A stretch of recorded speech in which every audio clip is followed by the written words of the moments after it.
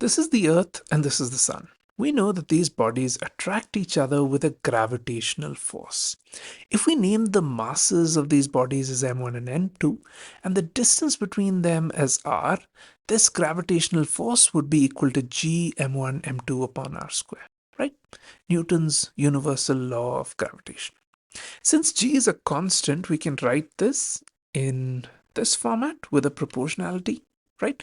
And what this is actually saying is that the force is proportional to the product of the masses, right? This makes a lot of sense. The force increases when the masses increase, right? Larger masses means a larger force. The second part says that the force is inversely proportional to the square of the distance between the bodies. Now, this also kind of makes sense because the force increases when the distance between the bodies reduces, right? When we bring the bodies closer, they have more of an effect on each other, and that would increase the force. And of course, it works the other way around as well. When we move the bodies far apart, the force would reduce. But I have a question here. Why is it inversely proportional to 1 by r square and not 1 by r? Why is it not inversely proportional to 1 by r to the power 4? How do I know it has to be inversely proportional to 1 by r square only? Well, that is what we're going to discuss in this video. Watch the video to the end, till the end, to find out. So what we're going to be doing is proving the inverse square relationship from Kepler's third law. So we're going to go from here to here. Let's begin. So we know that the Earth is revolving around the Sun, right? And we know that path is near circular. Okay, so in this video, we're going to assume the path to be circular and proceed. So this is how the Earth is moving. You'll notice that the velocity of the Earth is constantly changing its direction as it moves around the Sun, right? Now, when a body's velocity is changing, whether the magnitude is changing or the direction is changing, if the velocity of the body is changing, we know that there is some force being applied on the body to cause that change in direction. Now, the force that is causing the Earth's direction of motion to change is the gravitational force. The gravitational force, which is towards the sun or which is towards the center of this orbit all the time, is causing the direction of the velocity to change at every instant, right? Now, what's actually happening here is that the gravitational force is acting as the centripetal force. The centripetal force is this force towards the center of the circular orbit, which is causing the direction of the velocity to change at every point along the orbit. Right?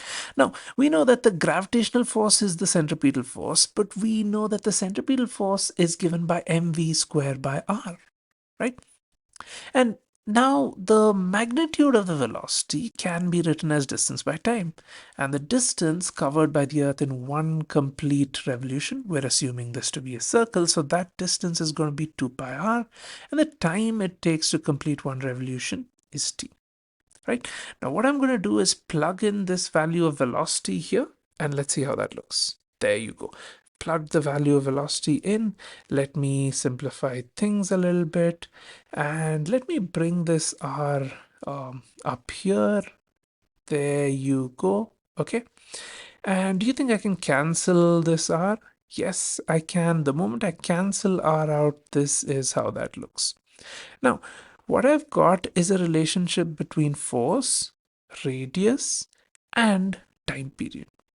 I don't want to stop here because if I stop here, it's going to look really weird. The force is going to be proportional to r. That is not the truth. Why? Because we still have t here, and t is also dependent on r, right? Okay, so what I'm going to do now is going to take all these intermediate steps away and put my answer there.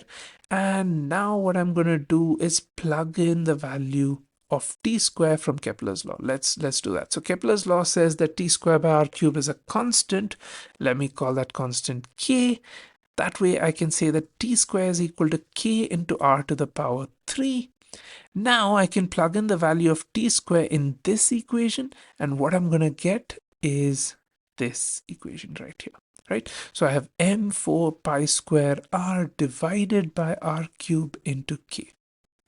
I can cancel one of these r's here, and what I'm going to end up with is m4 pi square divided by k into 1 by r squared.